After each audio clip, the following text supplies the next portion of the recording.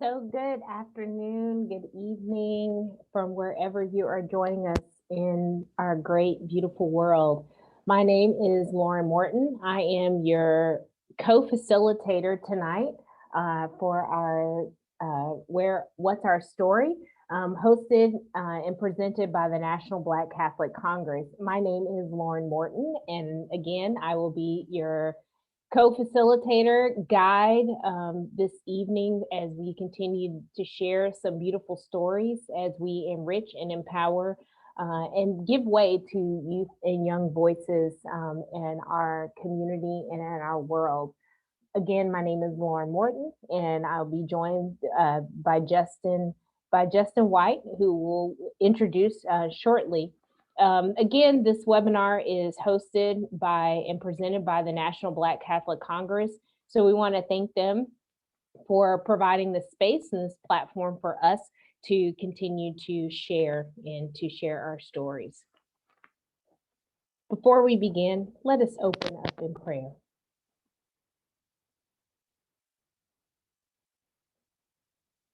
This is a prayer from Saint Teresa of Avila. Let nothing disturb you, nothing frighten you. All things are passing. God is unchanging. Patience gains all. Nothing is lacking to those who have God. God alone is sufficient. Amen. So again, welcome to you all. This evening we have a beautiful, beautiful, exciting evening planned in our discussion today. So tonight, you might remember one of the faces on the screen. She was with us in October at the very beginning of our webinar, Miss Candace Hollingsworth. She is going to be with us again tonight, and we are going to meet a beautiful, beautiful young woman that is very special, that's near and dear to Candace's heart, Ms. Zora Hollingsworth. And I guarantee you will be so moved and so empowered by this young woman and the voice that she is sharing. We continue to just be enamored and in awe by her saying yes, most importantly to this.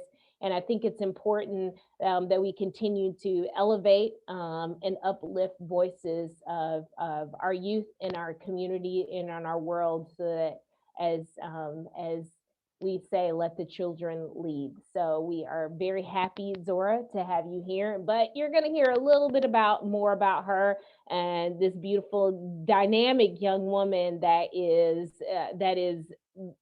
whose name will not be a stranger to you, and we will all be able to say that we knew her when, just as much as the young man that we met last month. So Zora Hollingsworth, again, you'll hear a little bit more about her in a few minutes. So this evening, again, as we begin Chapter 8, Family of Sowers, one thing that we have continued to focus on in this webinar series around with National Black Catholic Congress is around how we are formed and informed by our faith, by our roots, and how that propels us to grow forward.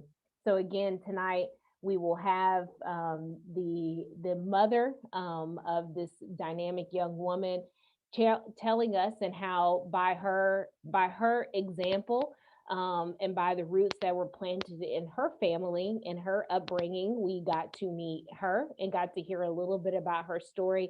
But we get to meet the next branch on that tree, but with Zora. And so again, like I said, we are happy to hear and to share with that, because again, we don't know what seeds are being planted in the vineyard. So we we we are moved and informed by that, because who know the dreams of the Hollingsworth and Bacchus family many years ago, that it would give birth to this young lady that is here with us this evening as we share her story. And that's what family of Sowers and this chapter 8 is all about.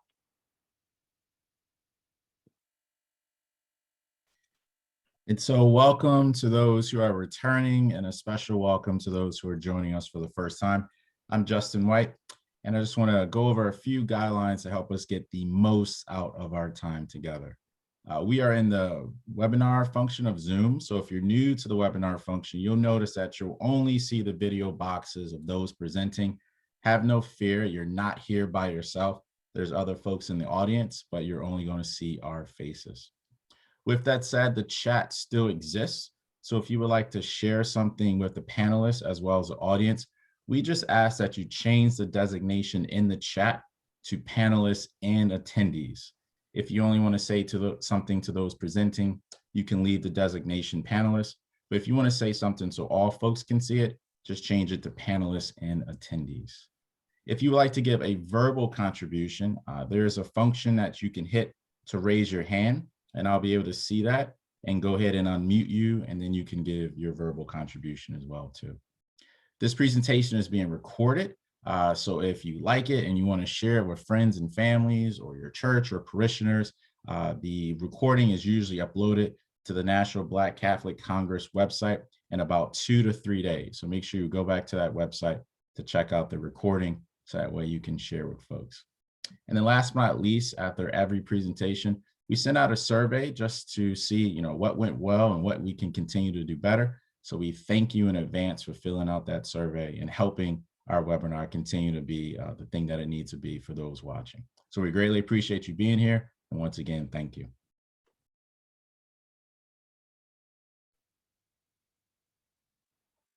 Good job for me this month. I, during this time of COVID, I have developed a deeper appreciation for music.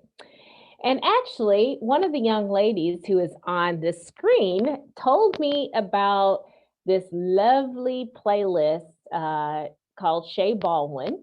And it's around some albums that were in James Baldwin's home. And a gentleman saw them and made a 32-hour playlist of all the albums that were on his shelf.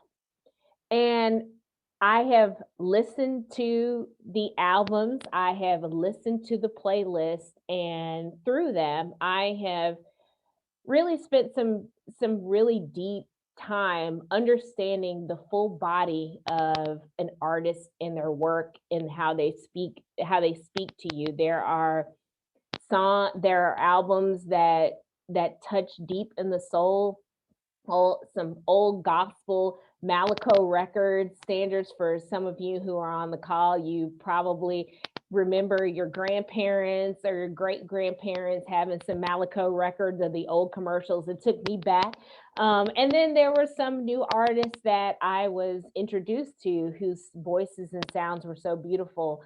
And then there were some albums that I had not heard before from artists like a Patti LaBelle. But what it also taught me in this moment, and what I learned in this, is that the body of work and what speaks to someone and the music that's in their home is a way that an artist, both Jimmy Baldwin or James Baldwin as a writer, and his words have carried us forward, but then also the artists that have put together these albums. And then from there, me and this other young woman who was on there, we started having a very deep and reflective conversation to think about what would he be listening to today? If he were alive today, what would he be listening to? So she and I put together a Love Jimmy playlist for what Jimmy Baldwin or James Baldwin would love today. But the good job about it is that it really gave me time to think, reflect about why the art and how it speaks to us, how it speaks to our heart and our soul, and allows us to accompany us on our journey on a deeper faith to change the world and to change the voice of our community. So that is my good job, and I still am listening to it obsessively. That's actually the only thing I listen to now. Well, I think y'all gonna have to share that playlist with me. So we'll have to coordinate that sharing of that Spotify. That sounds phenomenal. Thank you, Lauren, for sharing your good job. And this segment of good job harkens all the way back to our first webinar where we talked about Alicia Keys' song "Good Job." And if you haven't had a chance to listen to that song, do your heart and your mind a favor, and please listen to that song, because we all have good jobs that we've done. So as we're talking about ours, and as Zora and Candace will talk about theirs, think about what you have done in this past month. That's a good job too. So for me, I've been really diving into scripture this past month, and in particular the Exodus. I've just kind of like been really diving in and kind of reading each chapter and journaling after I read, and it's been really powerful for me. I think that whole story of God forming the covenant with the people and freeing them and setting them up on their way to the promised land is meaning something different for me now. And the whole notion of the Israelites being in the desert for 40 years as we continue to navigate some hard things in our own world is meaning something different for me. And just that act of journaling has helped me tap back into something that was really important to me when I was young, even Zora's age. I used to like to write and get my thoughts down on paper. So being able to tap back into that has been really freeing and really allowed me to see how God is working in my life. So journaling and journaling with the scriptures has been really powerful and great for me.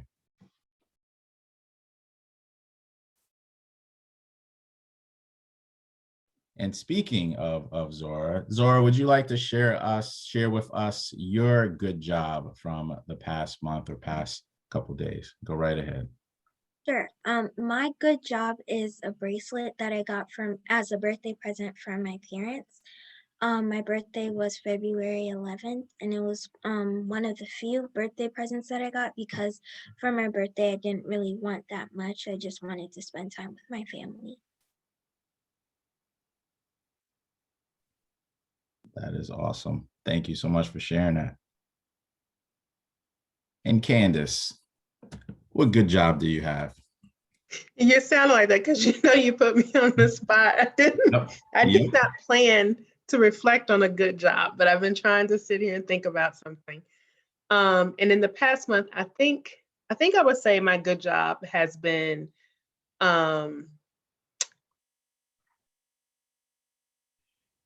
about being. So my aunt passed away at the end of January, and I have yet to really take a minute to process what that means or meant to me. And a large part of that is centered around my mom, actually. And it's not so much as me, I guess I haven't taken the time to think about my aunt's death in isolation. I really just thought about it in the context of my mom and her female relationships. And I think my good job over the past month has been creating the space both in where I'm nestled in this in-between, where I am a daughter and also a mom, and learning how to be a friend to my mom, and also sharing with my daughter the things that would allow her to get to know me as a person aside from just mom. So I would say that's my good job. Thank you for sharing that. Thank you so much. And I have a feeling that we'll talk a little bit more about that later on when we get a chance to talk. And thank you for sharing that. And our thoughts and prayers are with you, your family, and your mother.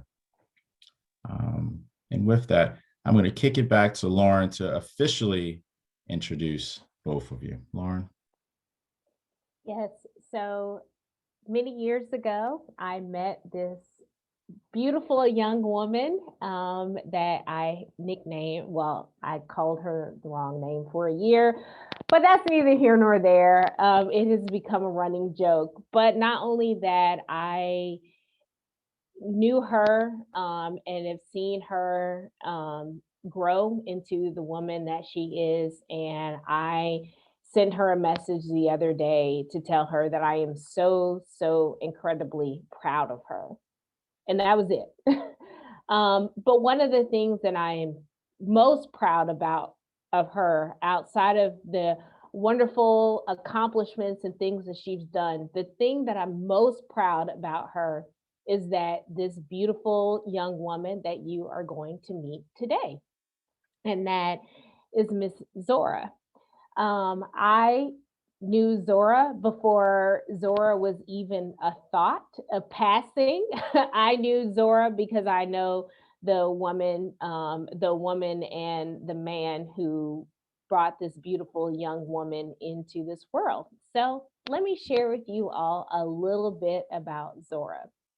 Zora Hollingsworth, she is a 12-year-old sixth grader at Hyattsville Middle School in Maryland. She is a budding thespian with an interest in musical theater and dramatic performance. Over the past 3 years, she has been selected in lead roles for Seussical Jr., Fame the Musical Jr., and Hairspray Jr. In her spare time, she enjoys talking with friends and creating interesting lives in Roblox. Am I pronouncing that right, Zora? Okay. Okay. Zora lives in Hyattsville, Maryland with her parents, her brother Ellis, and their dog Pince. So, Zora and Candace, welcome. We are so happy to have you both here. Candace, welcome back. And Zora, we're happy to have you here.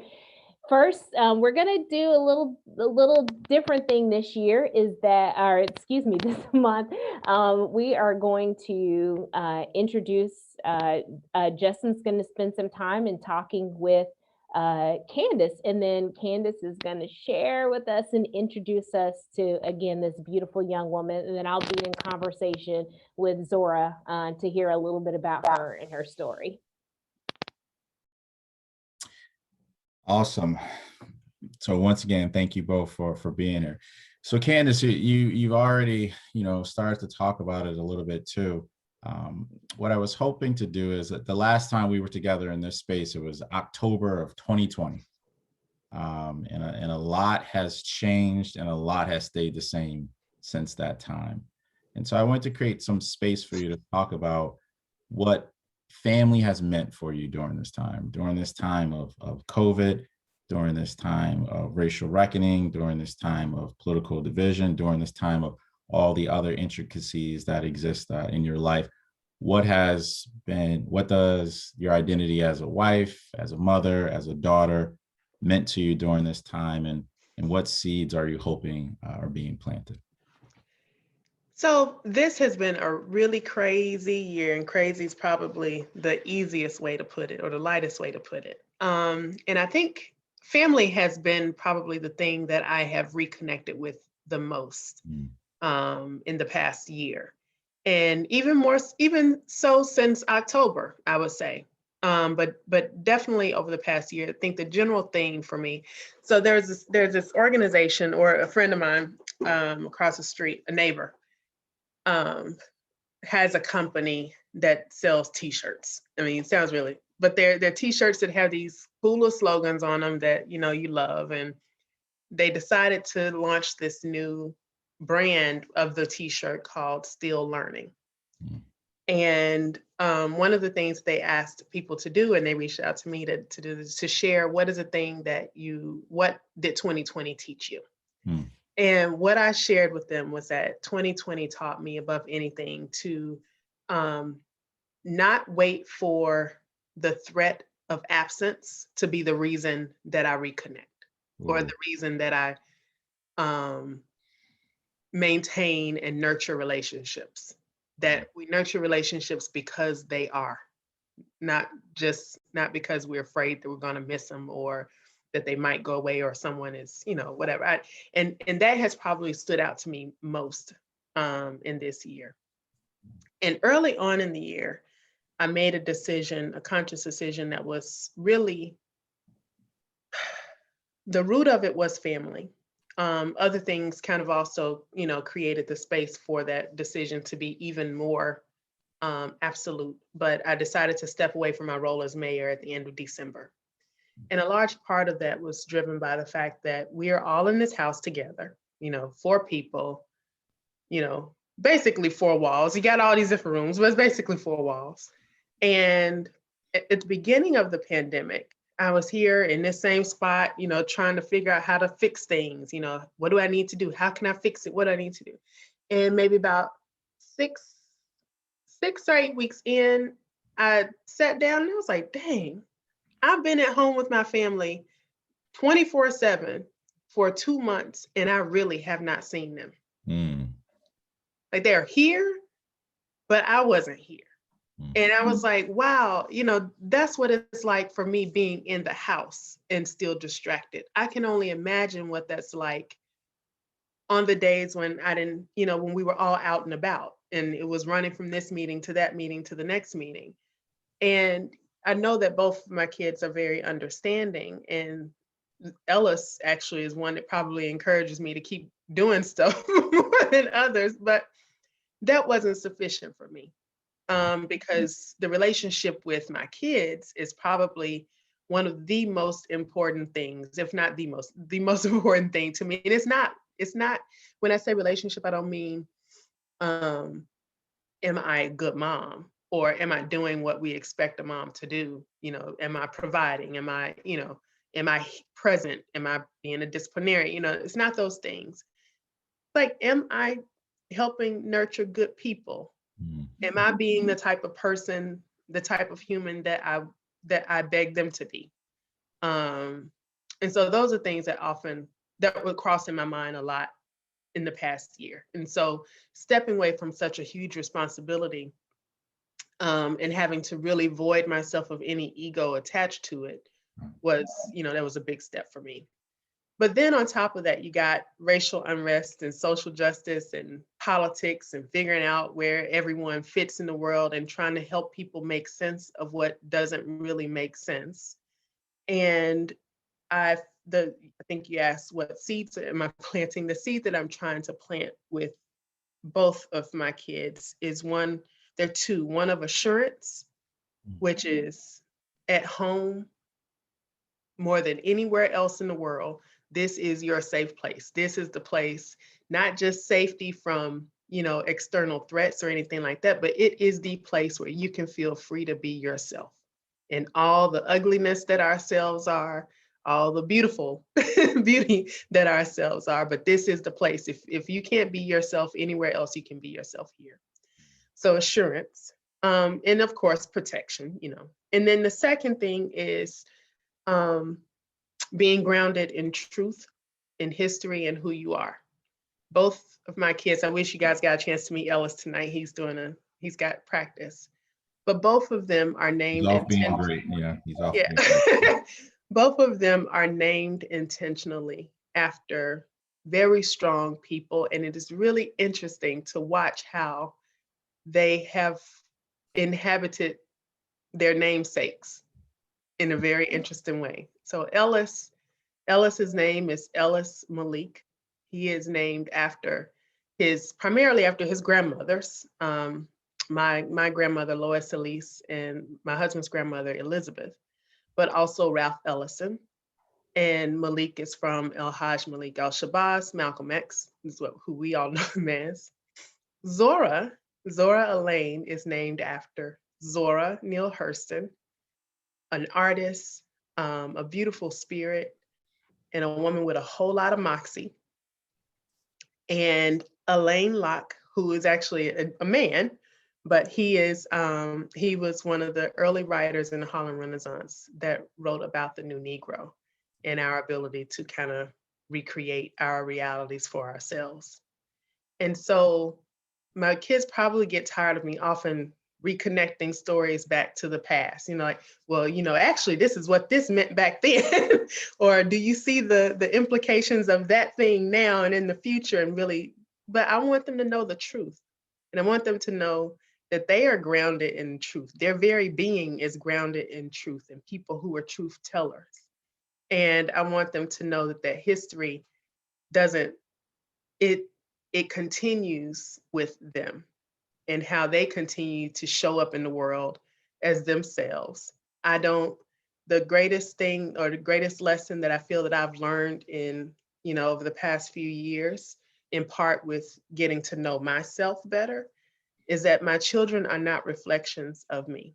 I don't seek them to be reflections of me, but I do want them to be supported in being their best version of themselves. And I don't want them feeling like they got to carry on some torch for mom, because that's not reality. They carry their torch with all the things that mom, of course, tries to teach them, but they are their own people, and I want them to feel empowered to be their own people. Oof. Amen. Amen. Amen. Assurance and grounded in truth in their history. Thank you. Thank you so much for sharing, and thank you for the vulnerability of sharing the reflection as well too. Yeah, I think our spaces have shifted in so many ways, and if we don't pay attention to how those areas have shifted, we can lose something. So for you to say, hey, what's happening here, is really beautiful for you to share. So thank you for that vulnerability. And so I think it's time for you to have a chance to sit back. You see it all the time in your household, but for you to sit back and get a chance for Zora to share with us and new folks all around that grounded in that assurance in her truth and her history. So thank you very much, Candace, for sharing that. And I give it over to Lauren at this time. So, Miss Zora, I have known you before, like I said, before you were even a thought. So now's some time for you and I to talk. And I get to hear a little bit more about you, which I'm so excited and looking forward to. So tell us a little bit about yourself. Well, my name is Zora. I'm 12 years old, as stated in my bio. I like to do a lot of, I mainly spend a lot of time on my electronics, which isn't really a good habit, but I don't know. It's just, because playing Roblox and being on the phone with my friends while playing Roblox, that's something I like to do. I also, I like to paint a lot. When I feel like I want to just take time for myself, I like to paint and paint how I feel, but also paint along with the music that's playing, because that's normally what I paint to, because I'm listening to music while I'm painting, which is time that I take away from electronics. Yes.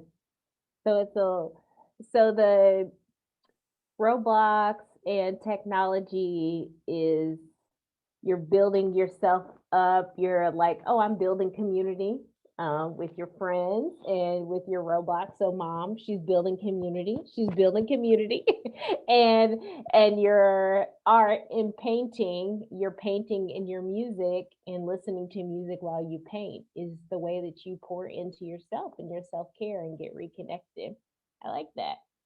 So tell us a little else about something you do that is fantastic, that I've heard a little bit about, of how you express yourself through art. What might that be? Because we're trying to get to know, Justin and I, we just want you to remember us when and be like, oh yeah, those are those little people that I met a long time ago. So tell us something else that you do that is so wonderful.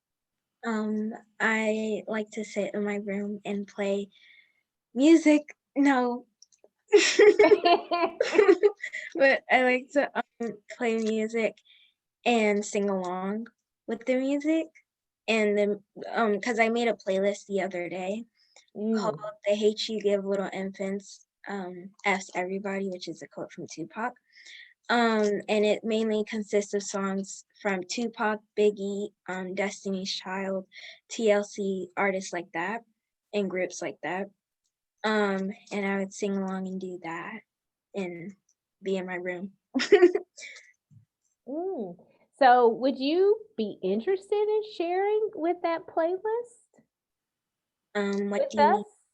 It would you be okay if we shared the playlist with other people? Because there's some other young adults and teens who join. I know there's a group of middle school and high school kids that join. Would you be okay?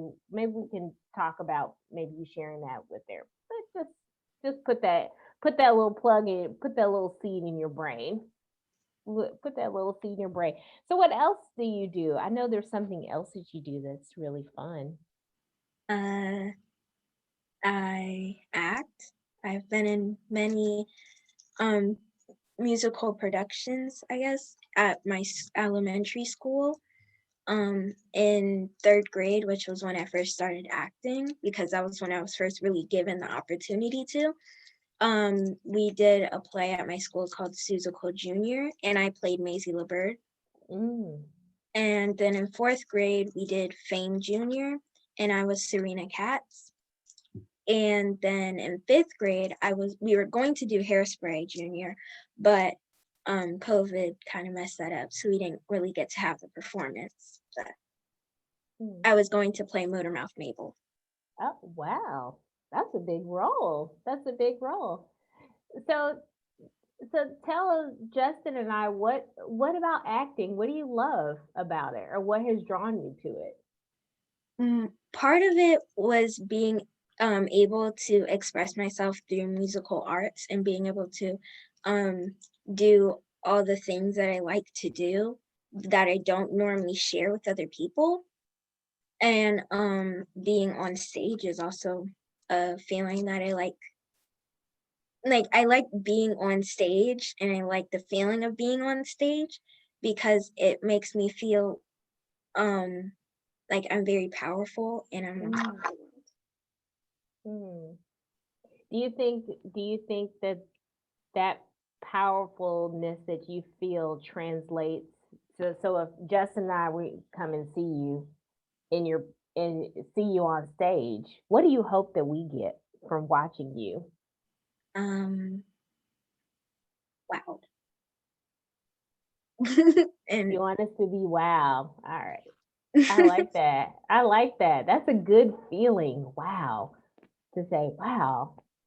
That was That's a great awesome. answer too. Yeah. That was a great answer. Can we get your autograph now, by the way? Can I tell you about the first time I saw her on stage? Yes. So the first play that she did was, she's done ballet and done performances like that, but usually I don't know if it was this story that I'd made up for her or if it was real. I don't know which is which, but I had in my mind that Zora was shy, and that's what I thought, and clearly Zora was like, Mom, you wrong. And she was like, I turn on when I get ready. That's basically what she was telling me, because this child also has a lot of moxie, like I told you. The first play was Susical Junior, and I knew that she was Maisie. I had no idea who Maisie was. I'd never seen a Susical musical, so I didn't have a way of placing into context, what it was. And I knew I got her, I made sure she had on the right outfit for her show and had the right look and all of that. But I intentionally didn't ask anything about what her role was, like what she had to do. And I didn't know anything. So opening night, we show up, we're sitting there, and I find out that this little girl is one of the lead characters. And I also didn't realize that it was a musical. I just thought it was a play. So not only is she a lead character acting, she is singing. And she has so much sass, and her voice was so beautiful. Ellis and I both we had little tears coming out the corner of our eyes, because I was like, I cannot believe that's my baby. Ellis looked at me, he said, do you see this? Yeah, I was like, that's like Zora's doing this. I could not believe it. And I was like, wow, if it was a great example where I'm sorry to take a minute. No. I always tell people that I have stage fright. And it's a story I'm trying to reverse for myself, right? Because I really don't like talking in front of crowds, and I don't like performing. But I remember when I think I was maybe 7 or 8 years old, eight maybe, eight. And my god sister was competing for this, for a pageant she was in. And a family friend asked me, so Candace, do you have a talent? And I actually like to sing. I like to dance. My brother would always pull me out to do like some of the latest dances. He would show me the latest dances, and then he pulled me out to dance when we were like among family or whatever. And so this is something that I like to do, but I didn't really tell anybody that I like to sing and I like to dance. And so I was getting ready to say that I like to sing and dance. And another family friend, someone who I trust and love, because it's someone I trust and love, I assume she must have been telling the truth. She said, "Oh, Candace don't have any talent, but she's smart." And so for years, I always pushed aside that kind of creative and performing part of me because someone else told me I didn't have any talent, or said I didn't have a talent. And I'm just so glad that Zora, like, whether she ignored everything I thought or if I never said it out loud, I'm just so glad she didn't inhabit that thing of Zora shy and didn't seek out something that she loves doing, number one, but she is so darn good at it. And I'm just so proud of her when I see her. So Zora, how does that make you feel? To know that your mom and your brother, because big brothers can be they can be challenging at times. They can be sometimes your hardest audience. So how does that make you feel to hear your mom say that? I definitely didn't know that happened. So hearing it now made me happy and know that I was actually good in that performance, because in that performance, I felt like my voice wasn't that good because it was my first performance. But hearing that made boosted my confidence a lot. And knowing that my brother cried, like I've never seen him cry before. It's something that's actually really sad that the whole family is crying about. But that what it St. Ignatius would talk about the gift of tears, and that the gift of tears is there's joy in that tears. And what I'm hearing by seeing the smile on your mom's face and hearing your brother and how they looked at one another is that there was so much joy. They were crying because they were so joyous to see you and so proud to see you on the stage and to see you sharing and to see you stepping into your light and into your gift. And the joy of that, and to see you, I would imagine that when you're doing something and sharing a gift that you have of singing and acting, that you light up a room, that the room is lighter than the spotlight that's beaming on you, that you like all the house, what do they call in theater, the house lights, all the house lights are up, all the windows are open, all the doors are open, because Zora is now on the stage. So it seems to me like you're embodying what your mom named you. You're embodying the truth that Miss Zora Neale Hurston wrote about and shared with us in her words. How does that make you feel? Gives me a feeling of it definitely makes me feel good about myself because I'm living up to my namesake and not expressing, but I'm doing the things that she's written about and talked about. I love it. So in the Black community, it has been said that art is an expression of our story and our journey. So what art from the past or present speaks to you? Like that I've made?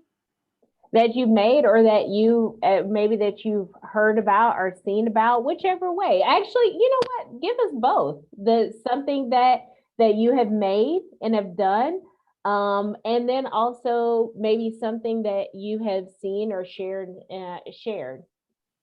or Um, seen, or maybe I should say seen or heard. an art piece that I made, I think it was in late December or early January. It was a painting, and I think the type of art is called Afro art, but it was a Black woman, and her afro was like really big, and it took up majority of the canvas, and she had hoops, and I really liked it because I felt like it contributed to me, and it was one of the only art pieces that I've made that actually looked like me or kind of resembled me, because majority of the other art pieces that I've made were just designs. Mm. Mm. And then what's something that you have by another artist that has really spoken to you? I can't really think of an art piece that I've seen that's spoken to me, um, like from the top of my head, because I don't really look at art pieces that much. Okay, cool. So talk to us about maybe your favorite song on the playlist. The favorite song on the playlist that the favorite song that's on the playlist um would probably be um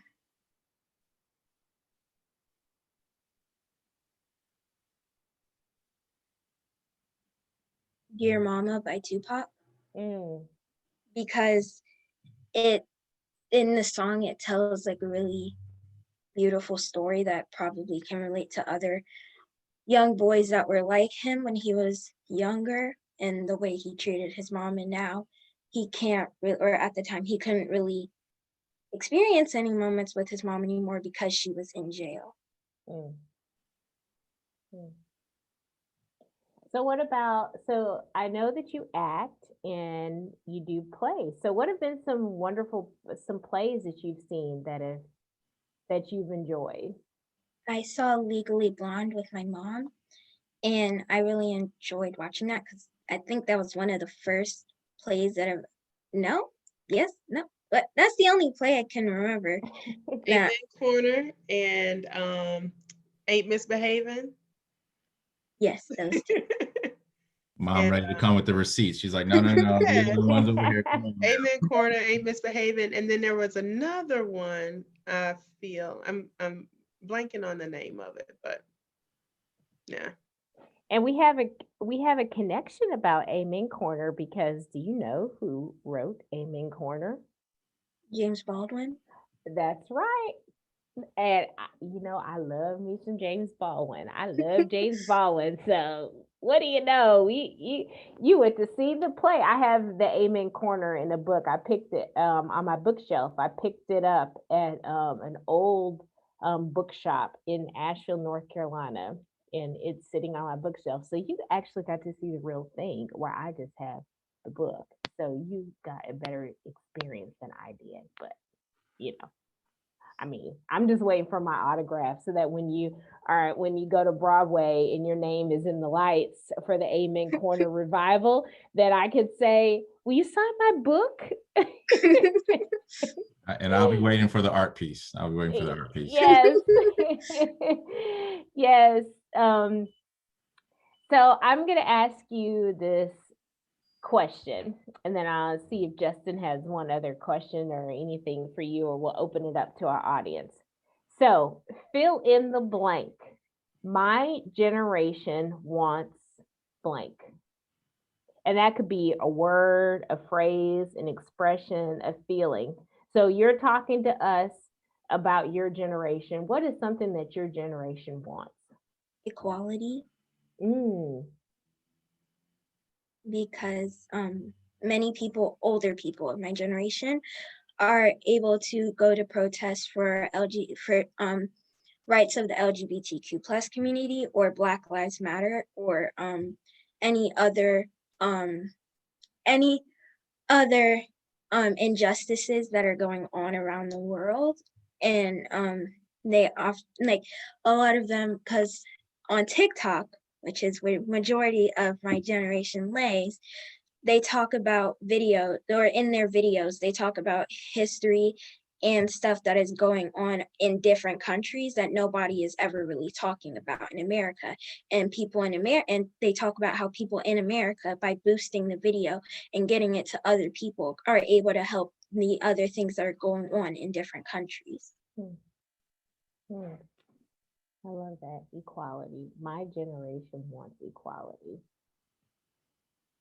I love that.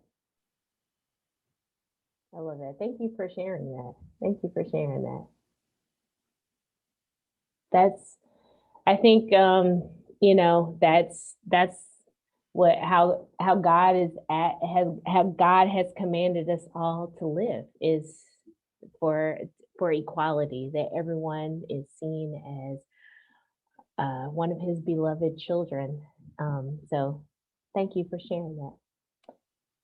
So Justin, questions for you, or do you have any questions for Zora or Candace, or both? Yeah, Zora, I have a question for you. It's a two-parter, and feel free to take your time with it. The first part is, what are you excited for in your own life coming up? What are you excited for? And then the second question is, you've already talked about like your ability to understand history and how that plays out and your role in it. So the first question is, what are you excited about in your life? And then what are you excited about when it comes to the world? What are you excited about when it comes to the world? And once again, take your time, answer however you like to. For my life, I'm most excited about seeing who I'm going to become when I'm older. Because when I was like 7 or 6 years old, I've always thought, because me and my friends, Anna and Polly, when we had play dates, we would always act like we're high schoolers. And I would always try and imagine myself how I would look when I'm a teenager. And I'm only 1 year away from that, because I know that through the years, my looks, like not necessarily my face, because my face has been the same, but my looks and my personality and my style has changed. So ever since I was like 7 or 6 years old, I've been excited to see how I was going to look when I was a teenager. And now I'm really excited to see not only how I'm going to look when I'm a teenager, but when I'm older and an adult and in college, or pursuing my career.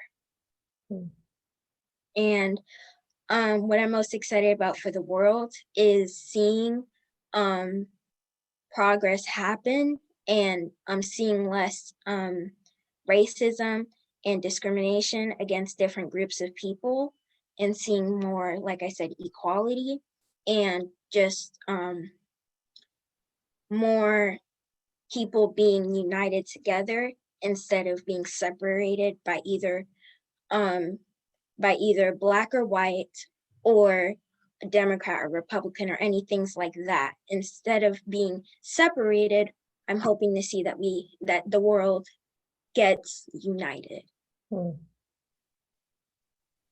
Thank you very much for that.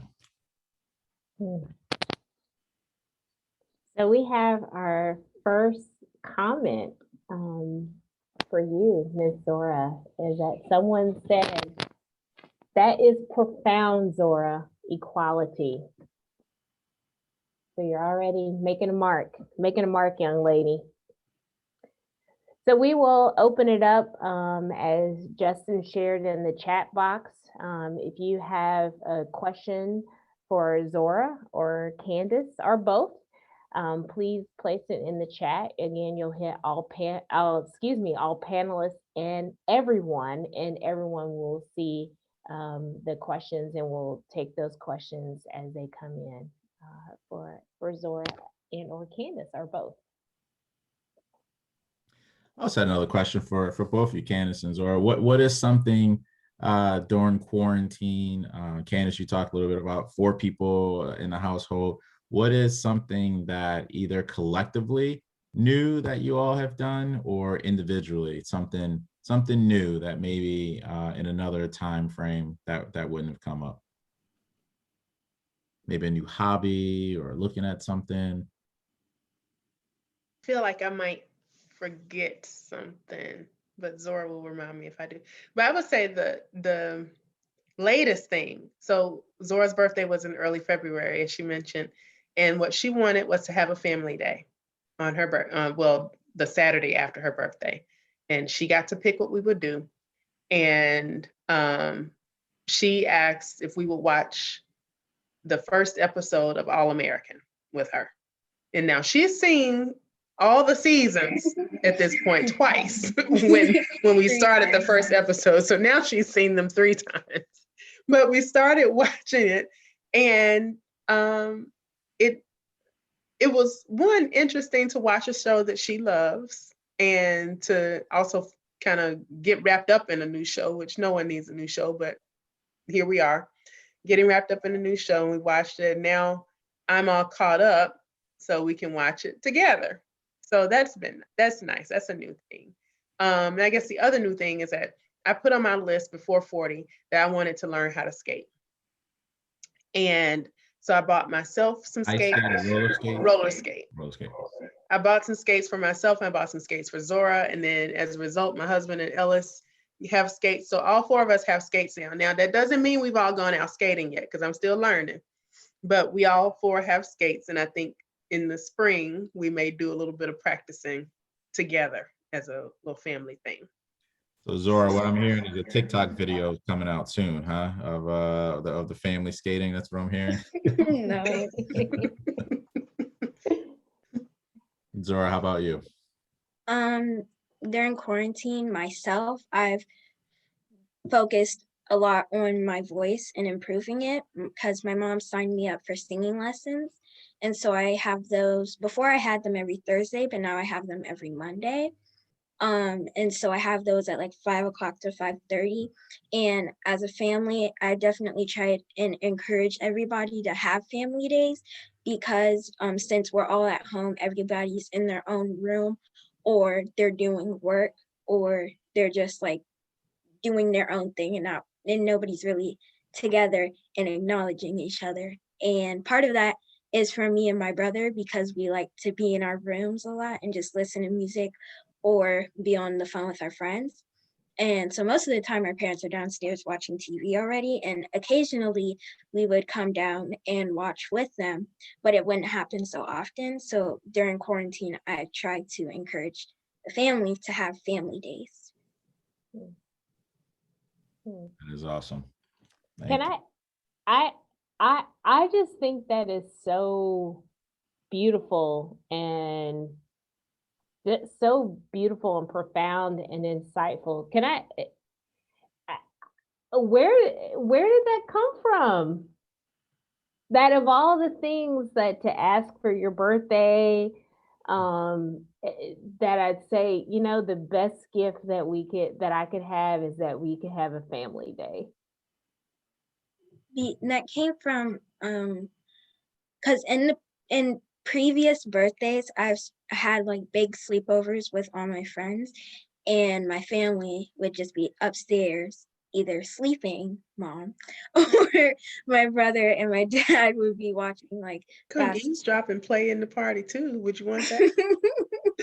But my dad and my brother would be watching sports, or my brother would be playing the game and my dad would be sleeping or watching him play the game. And I would just be downstairs with my friends and not really acknowledging my family other than food. And so I wanted to, especially since we're already in the house together, but we're still not spending that much time together, I wanted to spend time with my family. That is so beautiful. That is so beautiful and so wise and so loving. So loving. Wow. That's beautiful.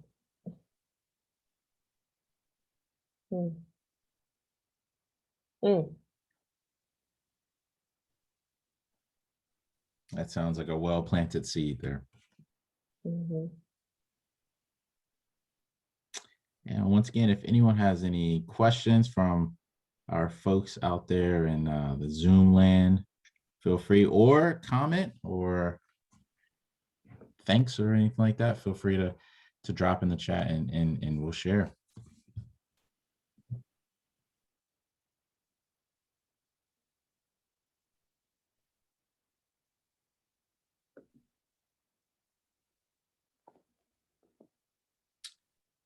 If not, we can, I think we can start to close it out. Lauren, any other questions, thoughts? This has been awesome. I feel like this may be weird for me to say, but I feel like I'm part of your family just for being with you for this short period of time. So thank you for allowing me to have that.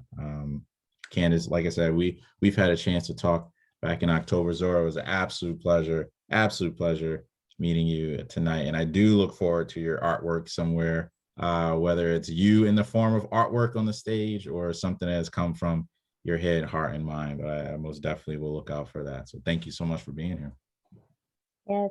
And before we head out, there is actually, there's a lot of comments rolling in. There's a lot of comments coming in. One is, what a beautiful mom and daughter. Thank you so much for your witness and wisdom. And another one from Mr. Paul O'Brien. Actually, we're going to be working with his, so hi, Paul. We're going to be working with a group, a dynamic group of young people that he's working with. So this is great as he shares with them. For Zora, your mom thought you were shy. So what happens when you get on stage and the lights go up? Is there something different with you when you perform? Before, because I was or I am a very closed person, and I don't really talk much. And I was shy. I still kind of am shy, but not that much, not as much as I was before. So that's where my mom got the idea of me being shy. But when I get on stage, like before I'm on stage, I'm really nervous. But then once I get on stage, the nervousness just like falls off of me. And I just start performing because I trust my body. And I know that I memorized my lines and I know the keys for my songs and I have rhythm. And so that's the thing that would be different when I perform than when I actually am, when I'm not on stage or performing. Awesome. Then we have another question.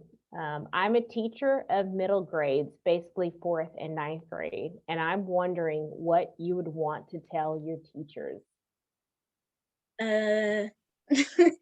Well, from a student perspective, not to assign too much work, because for kids my age, they often get overwhelmed by all the assignments, especially since there's always, I don't know, just something about seeing all the assignments there can just be really stressful, especially since it's the same schedule every day and nothing's really new. And we're not really able to talk to our teachers individually as if we were to in the classroom. I have some a piece of advice for middle grade teachers from a parent's perspective, but also a former child's perspective, or rather a lifelong child's perspective. And it's kind of sort of how, the realization that I had with Zora around the shyness.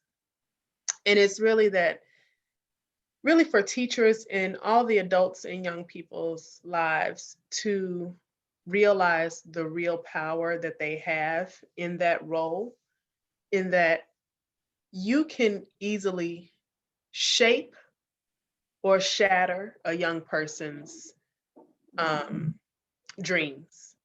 And because of the importance that you play in their lives, they see you every day. They're sometimes probably spending more time with you than more dedicated time with you than they may with their own family. And so being extra cautious and extra deliberate in the words that are used in talking with young people and talking about young people, because those words can stick with people for the rest of their lives, and they can spend the rest of their lives either trying to undo that stuff or try to live into it, and think about the beauty that it would be if you spoke such great things into a young person that's all they aspire to, is to be great. That's a humongous task that all of us have as adults around young people. And so I would say just remember the importance that you have in their lives and don't take it for granted.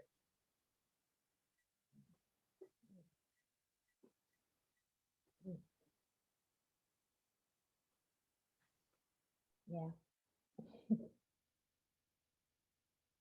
Mm. Well, thank you, thank you, thank you, thank you both.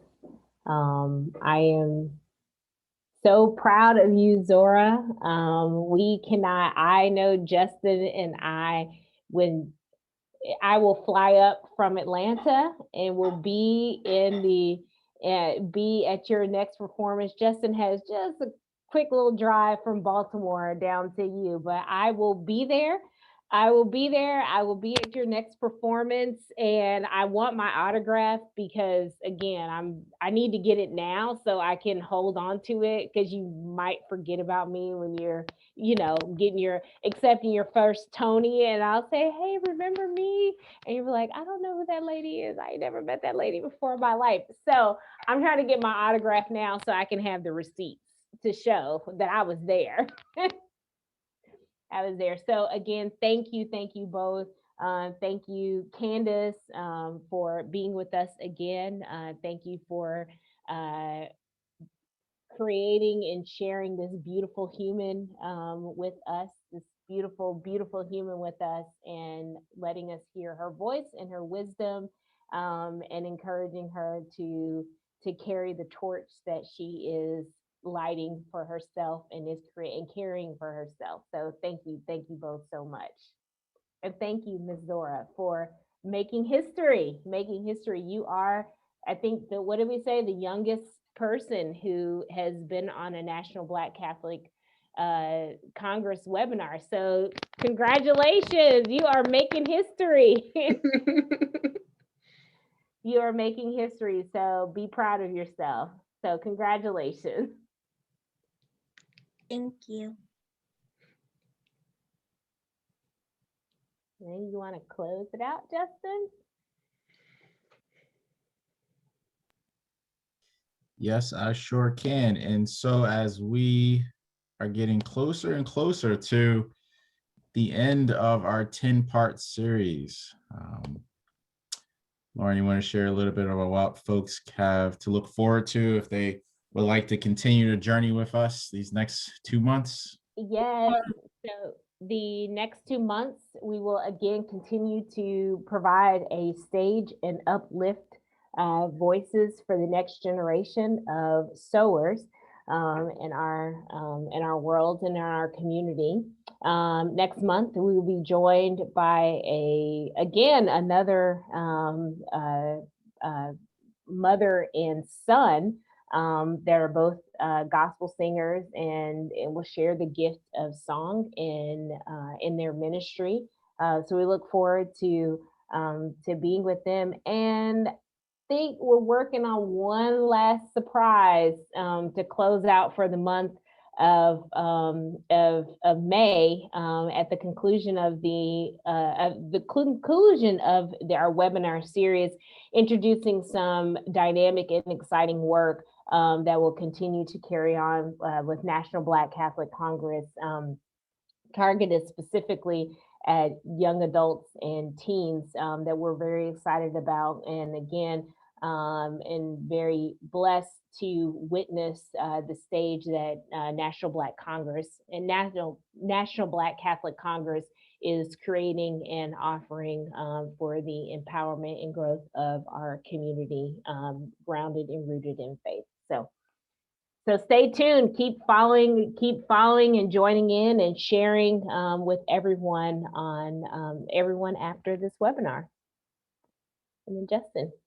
So thank you, folks. If you're a new person, thank you so much for joining us.